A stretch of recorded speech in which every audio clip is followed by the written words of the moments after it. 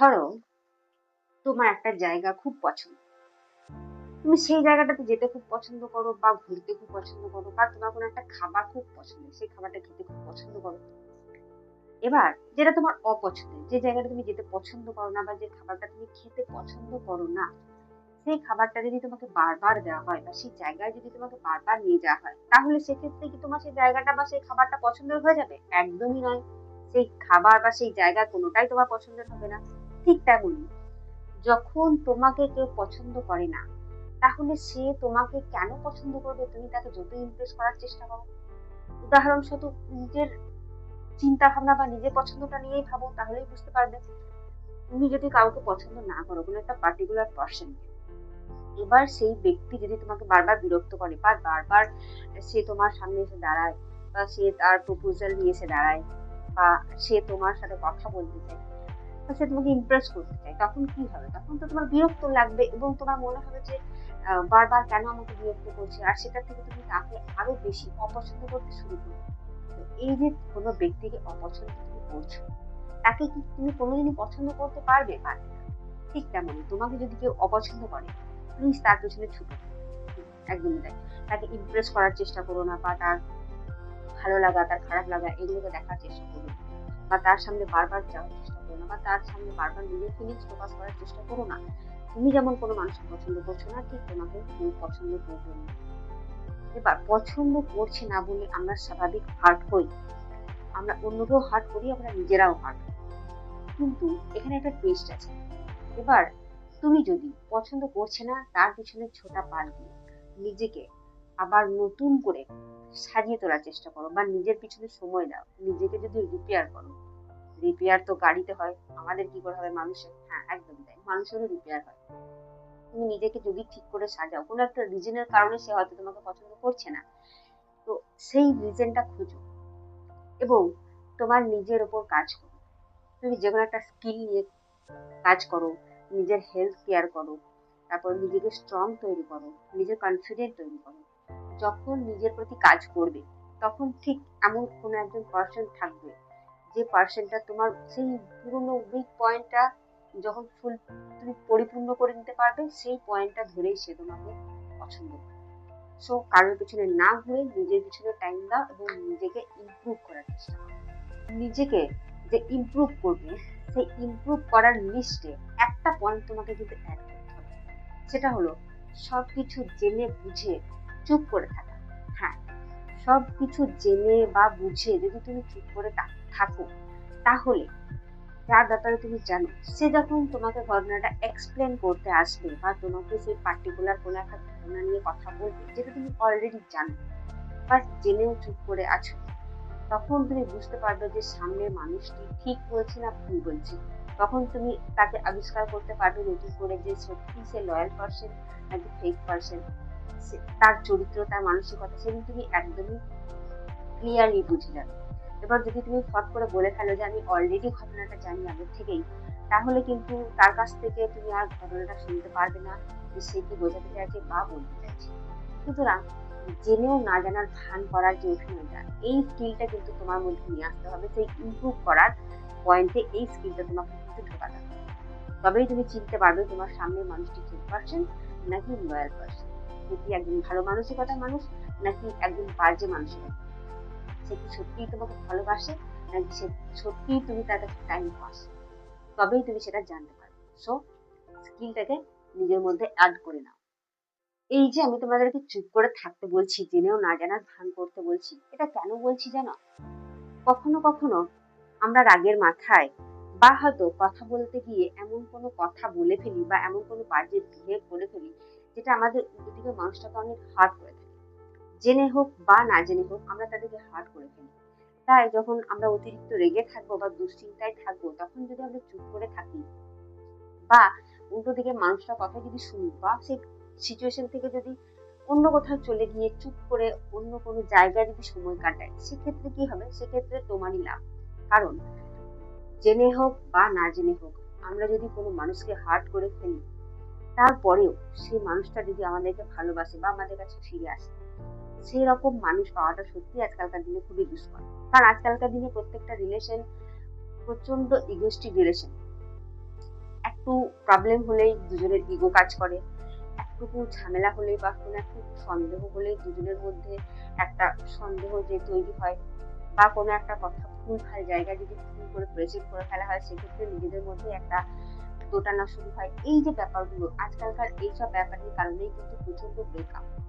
So এই যে এত ব্রেকআপের লিস্টের মধ্যেও যদি তোমার কাছে একটা পার্টিকুলার এমন পার্সন থেকে থাকে যাকে তুমি হাজার বার হাত করার পরে সে ফিরে এসেছে এবং তোমাকে ভালোবেসেছে, বা তোমার সব রকম খারাপ গুণ, অত্যন্ত খারাপ বাজে স্বভাব আছে জেনেও তোমার সেগুলোকে অ্যাকসেপ্ট করেও তোমার পাশে থেকেছে, সেরকম পার্সন যদি আজকালকার দিনে তোমার কাছে থাকে তোমার কাছে, তাহলে তুমি এটা মনে রাখবে যে এই কলিযুগে এমন একজন পার্টনার বা এমন একজন মানে কি বলবো মানুষ যে তোমার জীবনে আছে, তাকে যদি তুমি পেয়েছো এবং চিনতে পেরেছো, তো তার মতো বড় জিনিস আর কিছু হয় না। সেটাকে ধরে রাখার চেষ্টা করো, তাকে বারবার হার্ট করে দূরে সরিয়ে দিও না। কারণ এই বর্তমান দিনের পরিস্থিতিতে এইরকম মানুষই সবাই চেয়ে থাকে যে সে তোমার প্রতি লয়াল থাকবে, বা তোমার প্রতি তারই শুধুমাত্র তোমার লাইফেই তার অস্তিত্ব থাকবে, আর কোনো মানুষের অস্তিত্ব তার লাইফে থাকবে না। এই যে ব্যাপারগুলো যদি এমনটা কারোর মধ্যে থেকে থাকে, আর সেই পার্সন যদি তোমার কাছে থেকে থাকে, তাহলে জানবে যে তুমি পৃথিবীর মধ্যে সব থেকে ধনী ব্যক্তি। হ্যাঁ, আর সেই ব্যক্তিকে যদি তুমি কোনো কথাতে হার্ট করে করে বারবার তাকে দূরে সরিয়ে দাও, আর সে যদি চলে যায়, তাহলে তার থেকে বড় দুর্ভাগ্য আর কেউ নেই। বর্তমান দিনে দাঁড়িয়ে তার থেকে বড় খারাপ পরিস্থিতি বা খারাপ জীবন হয়তো আর কারোর হবে না। সো কাউকে কিছু বলার আগে সেটা 10 বার ভেবে নিও, বা যাকে হার্ট করেছো পরবর্তীকালে রিয়েলাইজ হওয়ার পর তাকে প্লিজ সরি বলো, বা সেরকম কোনো পার্সন তোমার লাইফে যদি থেকে থাকে প্লিজ তাকে যেতে দিও না, এতে তোমারই লাভ। যদি কোনো কারণবশত তোমার মন খারাপ থেকে থাকে, একদমই তাই, কোনো কারণবশত তোমার মন খারাপ বা মুড খারাপ বা সেই পরিস্থিতিটা খারাপ বা কিছু দিন যাবৎ খারাপ হয়েছে, সেই অবস্থায় একটাই কথা বলবো যে একটু চুপ করে থাকবো বা একটু কথা বলবো। কারণ মুখের কথা আর হাতের ঝিল ছুড়ে দিলে সেটা আর যেমন ফিরিয়ে আনা যায় না, ঠিক তেমন তুমি যদি কাউকে হার্ট করে ফেলো সেই সিচুয়েশনে, যখন তোমার মাথা গরম আছে, তুমি যদি কাউকে আজে বাজে কথা বলে ফেলো, তোমার রাগ হয়তো কিছুক্ষণ পর ঠান্ডা হয়ে যাবে ঠিকই, কিন্তু যে মানুষটাকে তুমি হার্ট করলে তার যে যন্ত্রণা, সেটা কি সত্যিই কমে যাবে? একদমই না।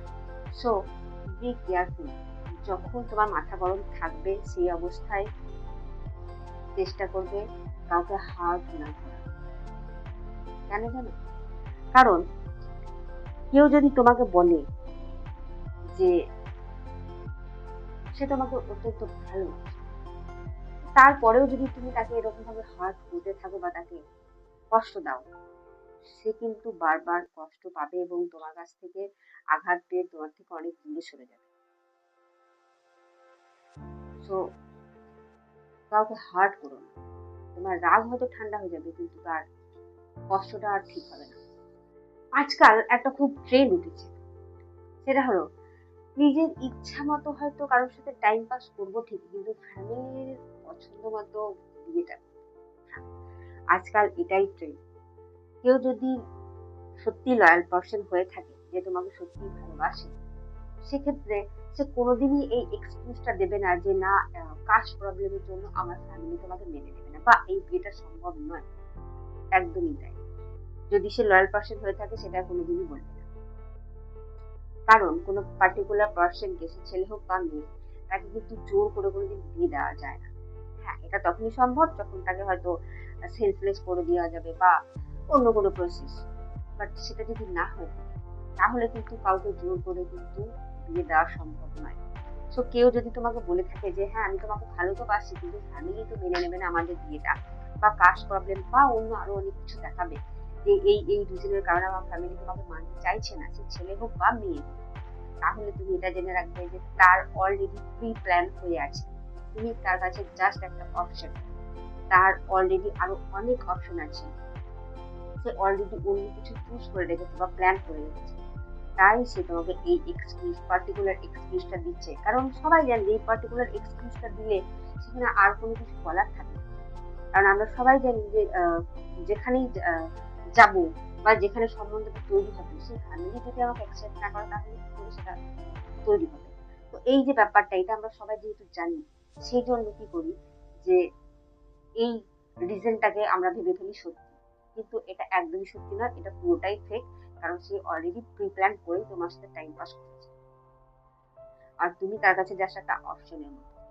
তার কাছে আরো অনেক অপশন আছে, সে সেই সব অপশন গুলো থেকে চুজ করবে একজন, বা সে এটা ভেবে রেখেছে যে আমার ফ্যামিলি পছন্দ করাই ছেলেকে বা মেয়েকে সে অ্যাকসেপ্ট করবে। তো সে অলরেডি প্ল্যান করেই নেমেছে। তুমি এটা ভেবো না যে সে সত্যি কথা বলছে, এটা কোনোদিনই বাস্তবে সম্ভব নয়, this is impossible. Time pass, হ্যাঁ, শব্দটা শুনতে একটা ছোট্ট শব্দ হলেও এর পেছনে অনেক মিনিং আছে। টাইম পাস করার জন্য যখন আমরা ট্রেনে জার্নি করি, তখন আমরা মোবাইলে গেম খেলি, বা কোনো একটা বই পড়ি, বা হাতের কোনো কাজ করি, বা টাইম পাস করার জন্য কোথাও একটু ঘুরতে যাই, বা টাইম পাস করার জন্য একটু আঁকা আঁকি করি। ঠিক তেমনই তুমি যাকে তোমার জীবনের পৃথিবী ভাবছো বা সবকিছু ভাবছো, একবার খোঁজ নিয়ে দেখো, সত্যি কি তুমি তাই? তুমি যেমন তাকে তোমার পৃথিবী সাজিয়েছো, তার কাছেও কি তুমি তেমন পৃথিবী, নাকি টাইম পাস? একবার পরখ করে দেখি। তুমি ভাবছো যে তোমার লাইফে সেই সবকিছু, সেই তোমার পৃথিবী, তোমার হাসি খুশি, তোমার সবকিছু, কিন্তু যাকে নিয়ে ভাবছো সে কি তোমাকে নিয়ে ভাবে, নাকি শুধু টাইম পাস? টাইম পাস শব্দটা শুনতে প্রত্যেকটা জায়গায় আলাদা আলাদা মানে আছে। শুনতে ছোট শব্দ, কিন্তু প্রত্যেকটা জায়গায় আলাদা আলাদা মানে আছে। ঘুরতে যাওয়া টাইম পাস হতে পারে, গেম খেলাটা টাইম পাস হতে পারে, কিন্তু কোনো মানুষের মন নিয়ে খেলাটা কোনো টাইম পাস নয়। সো কাউকে পৃথিবী থাকার আগে তুমি দেখে নাও সে তোমার সাথে টাইম পাস করছে নাকি সে লয়াল পারসন। কখনো কখনো কম জেনে থাকলেও বা কম অভিজ্ঞতা থাকলেও কিন্তু জীবন খুব ভালো কাটে। হ্যাঁ, কথা আছে, বেশি কিছু সবসময় জানতে নেই। যখনই বেশি কিছু জানবে বা শিখবে, সেই প্রত্যেকটা জানার পিছনে বা শেখার পিছনে আমরা কারণ খুঁজতে যাই। যেহেতু আমরা কারণ খুঁজতে যাই, সেই জন্য কি হয়, সেটার পিছনে টাইম দিতে হয়, বা সেটার পিছনে আরো বেশি মস্তিষ্ক লাগাতে হয়, যে এটা কি, কোথা থেকে এলো, এটা কিভাবে হলো, এটা কিভাবে হবে, এই যে ব্যাপারগুলো, তখন কি হয়, নিজের মধ্যে আরো অস্থিরতা তৈরি হয়। তো কখনো কখনো যারা কম জানে বা কম বোঝে, তাদের জীবনে কিন্তু ভালো কাটে। কম জেনে বা কম বুঝেও তো জীবন কাটানো যায়, তাই না? এই যে এত আবিষ্কার, কম্পিউটার, ল্যাপটপ, বা এই ইন্টারনেট, ফেসবুক, হোয়াটসঅ্যাপ, এমন অনেক আবিষ্কারই আছে যেগুলো হয়তো অতিরিক্ত রিসার্চ করে হোক বা অতিরিক্ত জ্ঞান অর্জন করার পরেই এইগুলো সৃষ্টি হয়েছে। তাহলে হয়তো তোমরা এটা সবাই বলবে যে তারা তো অনেক কিছুই জানে, তাহলে তাদের জীবন কি ভালো কাটছে না? অবভিয়াসলি কাটছে, কিন্তু তাদের লাইফের পিছনেও এমন অনেক ঘটনা আছে যেগুলো আমরা জানি না, বা যেগুলো আমাদেরকে দেখানো হয় না বা জানানো হয় না। যেমন বিল গেটস কিন্তু আজ সফল, বাট তার পিছনেও আরো অনেক গল্প ছিল বা আছে যেগুলো আমরা কেউ জানি না, কিন্তু বর্তমান পরিস্থিতির তিনি একদমই একা, তার অলরেডি ডিভোর্স হয়ে গেছে। তো তাদের লাইফেও কিন্তু অনেক প্রবলেম আছে যেগুলো আমরা জানি না।